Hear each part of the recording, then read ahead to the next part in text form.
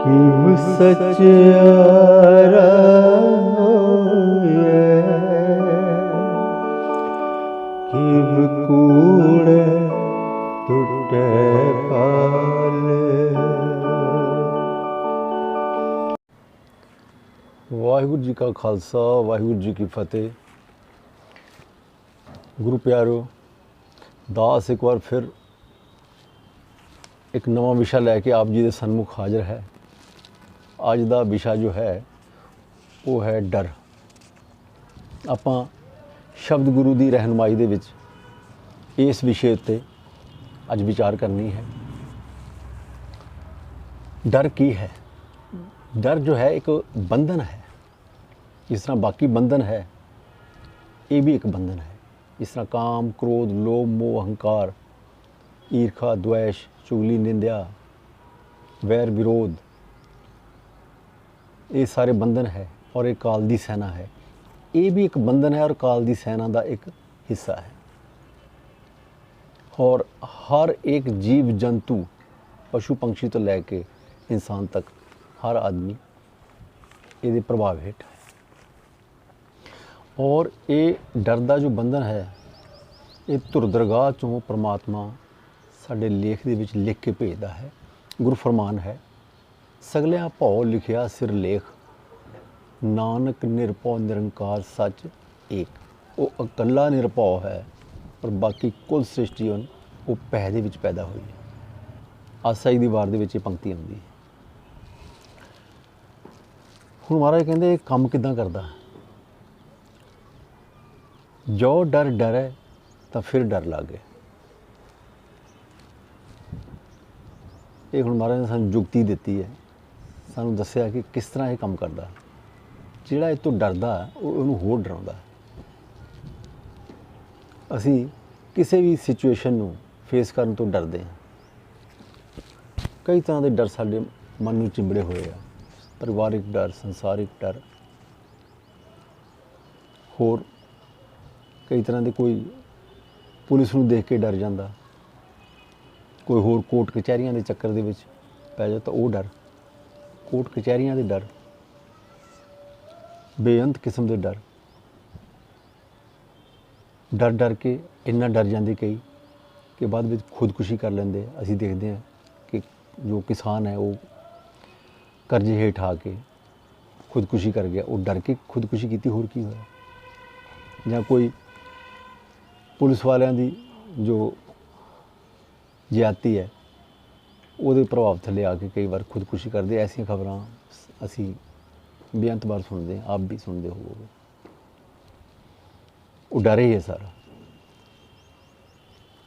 सो इन्ना शक्तिशाली और इन्ना पावरफुल कि वो मरण वास्ते मजबूर कर दे। इतनी शक्ति है इस डर दे विच।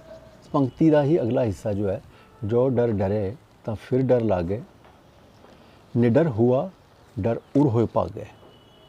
ये सानूं जुगती दसी सच्चे पातशाह ने कि तू बचना किदां।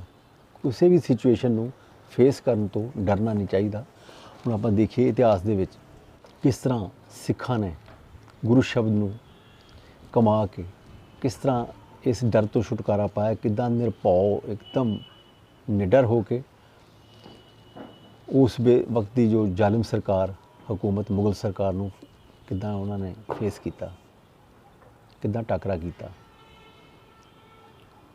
बेअंत उदाहरण साढ़े सामने भाई मती दास आर्य ने चीरे गए, भाई सती दास भाई दयाला जी, छोटे साहिबजादे वड्डे साहिबजादे गुरु तेग बहादुर जी और आप सतगुर धन धन श्री गुरु अर्जन देव महाराज तत्ती तवी उत्ते किधर बैठे हैं। कैसी वो लसानी कुर्बानी है, याद करिए तो रोंगटे खड़े हो जाते हैं। उन्होंने भी तो इसी शब्द की कमाई की है। उन्होंने भी तो उसी परमात्मा का नाम जपया है। उन्होंने जप के वो निरभौ हुए।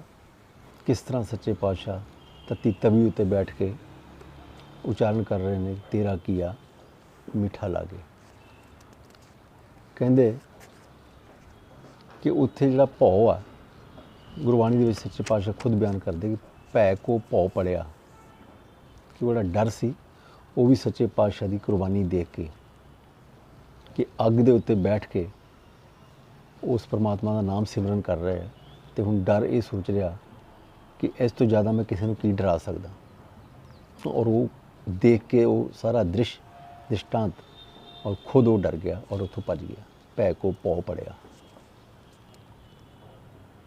ऐसी गुरबाणी है, ऐसा शब्द है गुरु का। असी पता नहीं क्यों उस गहराई नूं, शब्द की गहराई नूं समझ नहीं पा रहे। कोई ओपरा ओपरा जिहा असी एक मर्यादा बना रखी है, उहदे तहत असी अपना जो अपना नितनेम भी उहदा करते हैं एक चलंत जी हालत दे विच, इसे तरह दौड़ दौड़ जाने गुरु घरां दे विच, उत्थे भी असी सेवा जरूर करते, सारा कुछ करते हैं, पर ओपरे जे मन्ना करते हैं। महाराज कहते शब्द गुर पीरा गहर गंभीरा। थोड़ा गंभीर होकर मतलब जो है इस मार्ग पर चलने की लोड़ है। मार्ग सच्चे पातशाह ने साढ़े सामने स्पष्ट रूप में सानूं दस्सिया कि किस तरह असी इन्हां जिहड़े बंधन है इन्हां तो किद्दां असी छुटकारा पाउणा है, करना सानूं पैना, चलना सानूं पैना है। सो महाराज इस बंधन तो छुटकारा पाउण दा तरीका भी दसदे हन। गुरु साहब कहते हैं कि संगत हुण तुहानूं डर तो छुटकारा पाउण लई तुहानूं उहदी संगत करनी पैनी जिहड़ा निरभौ है। हुण वो कौन है? सगलियां भौ लिखिया सिरलेख, नानक निरभौ निरंकार सच एक। वो कल्ला ही निरभौ है, इस करके उस प्रभु का ही सिमरन करना पैना सानूं सीधा डायरैक्ट। गुरु आप भी सानूं परमात्मा नाल जोड़ के साइड हो जाता है। घोल कमाई ते मित्र विचोले, जय मिल कंत पिछाणा। तो जिहड़ा विचोला हुंदा वो साडा संसारी तौर दे उत्ते ब्याह करा के दोनों धिरां नूं मिला के वो साइड हो जाता। गुरु सीधा परमात्मा दे नाल साडा मिलाप करांदा और इस करके परमात्मा दा सिमरन करन दी हिदायत दिंदा है। प्रभ को सिमरै से धनवंते, प्रभ को सिमरै से पतवंते, प्रभ को सिमरै से जन परवान, प्रभ को सिमरै से पुरख प्रधान। प्रधान कौन? अपने मन की प्रधानगी, अपने मन ते राज करता है। फिर डर कित्थे रह जाते। सो सच्चे पातशाह दसदे है कि जिन निरभौ जिन हर निरभौ त्याया जी तिनका भौ सब गवासी। कोई है शंका? उस परमात्मा का सिमरन करने दे नाल ही इस भै दे बंधन तो छुटकारा हो जाएगा। और दूसरा, निरभौ जपै सगल भौ मिटै, प्रभ कृपा ते प्राणी छुटै। छुटै का मतलब बंधन तो, ये बंधन है। उस निरभौ का सिमरन करने दे नाल ही इस बंधन तो छुटकारा हो सकता, नहीं तो होर कोई साडे कोल रास्ता नहीं है, होर कोई रास्ता नहीं है। निरभौ होए भजो भगवान, साध संगत मिल कीनो दान। ये दान जो है, नाम दान जो है, जो असी जाके गुरु घर दे विच जाके सत्संग दे विच आपां मिल के जो परमात्मा का नाम सिमरन करांगे, कथा कीर्तन सुनांगे, सेवा करांगे, तो उत्थों जो साडी सेवा जी अगर थाए पै गई तो सच्चे पातशाह जो है वो सानूं उत्थों निरभै होण दा दान बख्शिश करनगे। नाम की दात देती, उहदे विच ही सारा कुछ आ जाता है। सो जरूरत है सच्चे मन नाल हिरदे तो इस मार्ग के उत्ते चलण दी। महाराज कहंदे रहत अवर कश अवर कमावत, मन ने प्रीत मुखों गंढ लावत। एक एक मन की जिहड़ी साडी अवस्था है उन्होंने गुरु ने कढ़ के साढ़े सामने रखा है। पता नहीं क्यों इन्नी तेज पाठ करते हैं असी कि इस तरह के कीमती वचन जिहड़े आ वो ऐसे ही सौखे सीधे निकल जाते हैं। इस तरह के कीमती वचन जो है वो सानू बिल्कुल भी टुंबदे नहीं है, कोई साडे मन के उत्ते चोट नहीं मारते। शब्द की चोट साडे मन ते पैंदी नहीं, क्योंकि तेजी दे नाल सानू काहली है।